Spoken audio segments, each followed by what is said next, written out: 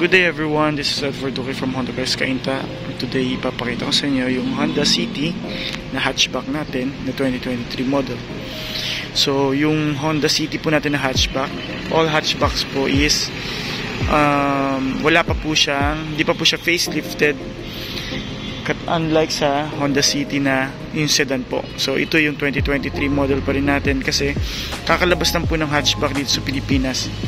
So hindi pa po na ilalabas or wala pa namang any news regarding sa paglabas ng facelifted na Honda City na hatchback. So ito po yung tsura niya. So kung kayo po ay fan ng mga hatchback like yung Honda Jazz natin, which is wala na dito sa Pilipinas, hindi na po siya parang phase out na po. Kung medyo nalilitan po kayo sa Brio natin, so ito yung variant na ano po sa inyo, okay po sa inyo. So yan, discuss po natin. So yan po yung tsura niya, front design niya. So start po tayo dito sa front features niya. So dito, yun nga, katulad ng sinabi ko, wala pa po siyang Honda Sensing.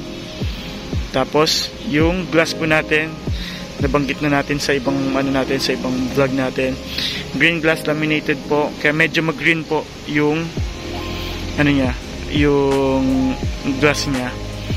So safety feature din po kasi yan, once na kunwari may tumamang bato dito sa glass natin, hindi po siya mag-scatter or babaksak agad. So pinaka first thing na mangyayari po sa kanya is magkakaroon parang spider web.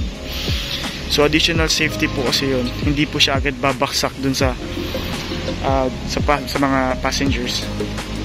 So next is yung sa hood natin. Ito po pala is yung platinum white pearl natin with additional 20,000. So napakaganda po ng kulay, very elegant po.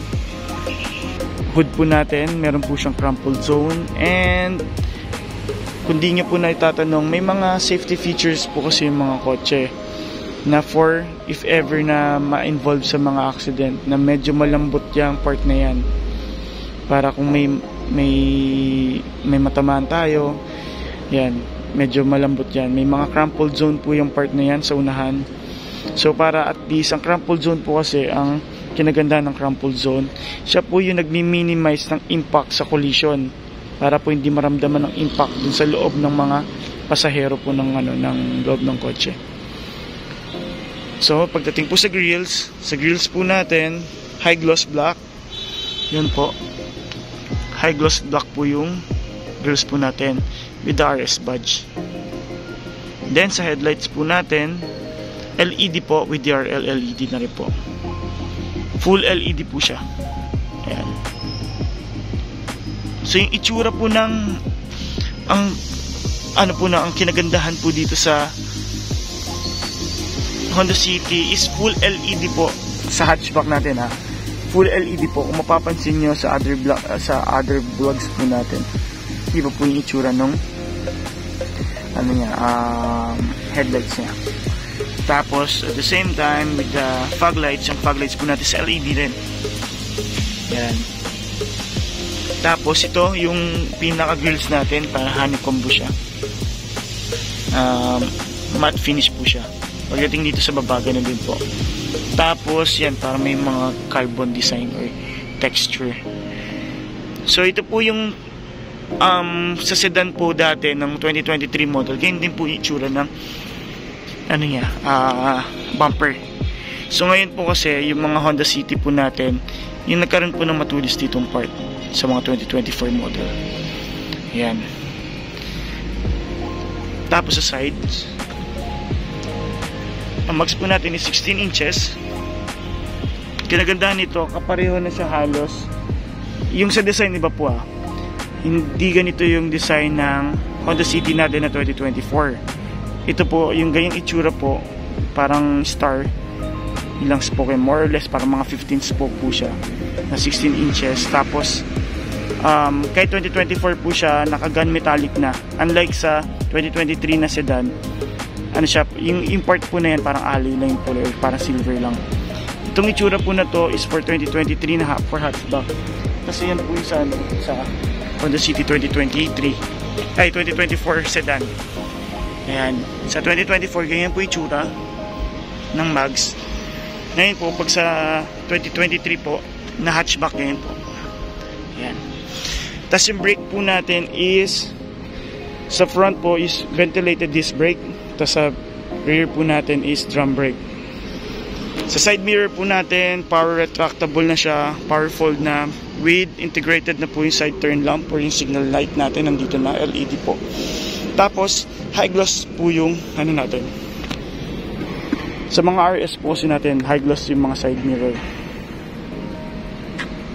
Then, naka-smart entry. Ayan. Tapos, yung shark fin antenna natin is high gloss black. Pagdating sa taillight, magkaiba sila ng design. Medyo mas matapang yung itsura nito. Medyo mapatulis na ganyan. Pag sa hatchback, ayun po yung sa sedan. Sa sedan medyo parang ano pa eh, medyo round pa yung dito sa may part niya, no? Medyo round. Ito medyo patulis. Tapos hindi siya ganun kahaba. Wala rin siyang putol lagay, no? May linya kasing putol dito pag sedan. Tapos parang ano siya, smoke taillight. Medyo maitim po. Tapos yung reflectorized na nandiyan pa rin. Kasi sa sedan po ng 2024 nandito na. Tapos diffuser, yan. Sa mga nagtatanong po para saan po yung diffuser. Ang diffuser po kasi is for improvement or nagbibigay siya ng mas magandang aerodynamic sa kotse. Kasi dyan po, nagdadrag once po kasi walang diffuser, nagdadrag po, naiipon yung hangin dyan. Parang para siyang parachute. So yan po, nilalabas niya na yung hangin palabas niyan sa diffuser natin. Yan, sa itsura. Tapos yung interior po nito, actually meron po akong vlog na, no? May vlog po ako for ganitong hatchback. Nandun din yung interior. Interior niya, yun naman ang kinagandahan sa mga 2024 model. Kung mas gusto niyo po yung leather, dito po, okay kayo dito. Tapos dito kasi is hindi pa siya leather yung loob. Pero ang ganda ng design ng interior niya. Kasi medyo parang black, combination ng black and red kasi yung upuan niya. Tapos yung mga stitch ganun, leather. Ang mga leather niya yung sa sidings, leather. Tapos yung shift knob, leather. Tapos yung steering wheel natin, leather. Tapos halos same lang naman siya ng loob ng mga sedan natin. So ang difference lang niya is ito fabric yung mga seats natin. Pero yung mga ceiling yan, ganyan, black lahat. So ang mga RS natin, yung black ceiling, black pillars. Yan. So ito, available to ngayon. Available tong Honda City na 2023 natin hatchback. Yan. So if ever na interested po kayo with this unit, meron tayong Ignite Red din available. Tapos gray, available din yung ganitong gray natin. So iwan ko yung number ko dito. Meron din tayong lowdown. Ang pinaka lowest down payment natin for the Honda City na hatchback is 25,000. Mauuwi nyo na yung kotse. So yun. Yun, if ever nga kung sakaling interested kayo, ang dami nating units, may mga sedan tayo, S variant, V variant, RS na, ayan. Even the Brio meron tayo, MBRV. So if ever po kayo na interested po kayo, hindi lang dito sa hatchback, iwan ko yung number ko or comment kayo, pwede kong i-PM po sa inyo yung number ko. So don't forget po na i-like yung video natin and subscribe, and please share na rin po. If ever na hindi pa po kayo subscribe, hindi pa po kayo nakasubscribe sa channel ko, please support niyo po yung channel ko. If interested po kayo sa other other videos or nag-aabang po kayo sa Honda CR-V na bago, please subscribe po. So yun, maraming salamat po and God bless.